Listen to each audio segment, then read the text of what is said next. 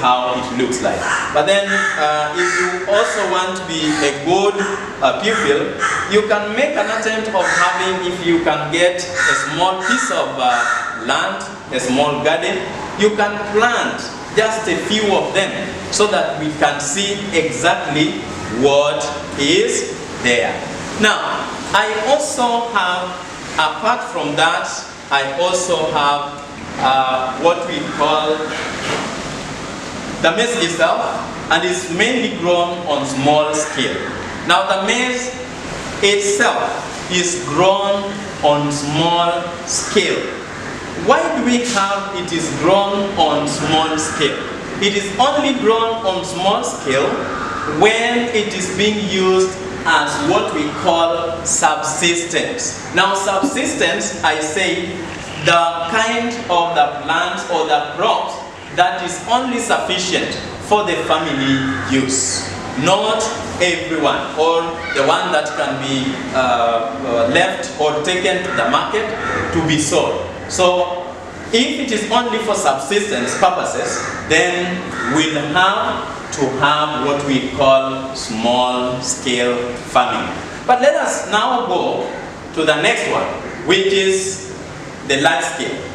Now last time we looked at the large scale farm, and we say that the large scales are those areas, large tracts of land, whereby the family labor may not be able to manage.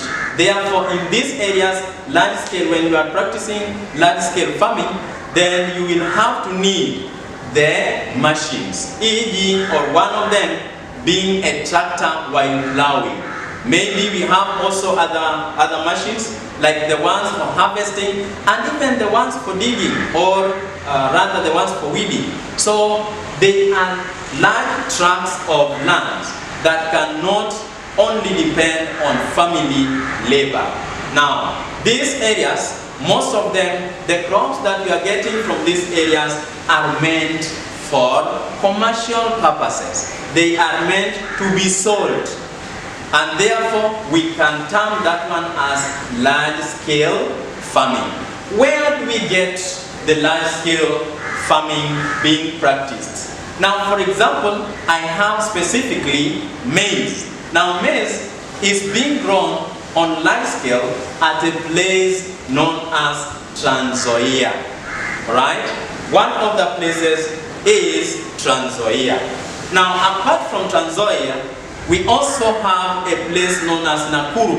For those who have traveled, maybe in Kenya, then you may be in the position to know Nakuru, where Nakuru is. I have another one as Bungoma, right? I have Bungoma. Then Bungoma is at the western part of Kenya, all right? And then we have Uasin Gishu, right? Apart from Uasin Gishu, we also have others at Nandi, right? So, apart from that, those are the only places that we may have what we call the large-scale farming. Now, I want to move on to the next one, and this one will be the beans. The beans.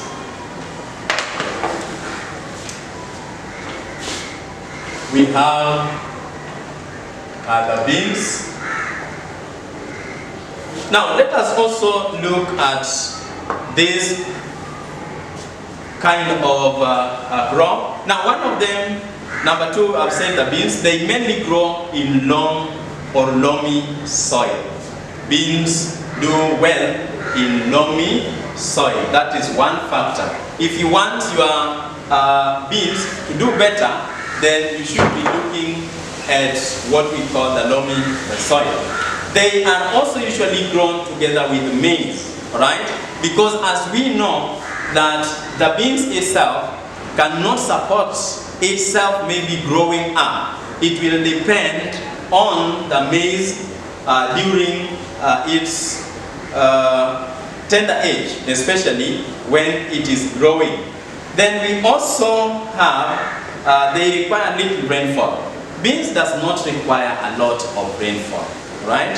It requires just little rainfall. And remember, that when it is nearing, right, during its harvest, when it is nearing to be mature, we need what we call a dry spell, right? We don't need too much of rain in this case. Now, apart from that, beans also are mainly grown. They are mainly grown in small scale farming, right? They are mainly grown in small scale. Now, in small scale farming, whereby this one is only used for subsistence or for family purposes, family use only. It is grown on large scale in areas. Also, one is Nzoia or Trans-Nzoia. We also have Nakuru as well. Then we have Bungoma, and then also we have Uasin Gishu. Now, apart from that, we have subsistence use because they mature quickly, right? They mature very quickly. When you look at, beans are mainly grown for subsistence use because they mature very, very quickly. Now, we have different types of the beans, but one of them that is well known to many is what we call the French beans. We have the French beans, which is also the green beans. It is being eaten as a green vegetable.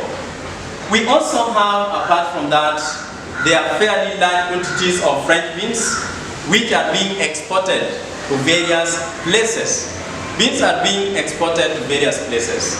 Now, they are transported by air to get them to the overseas markets while still fresh and in the shortest time possible.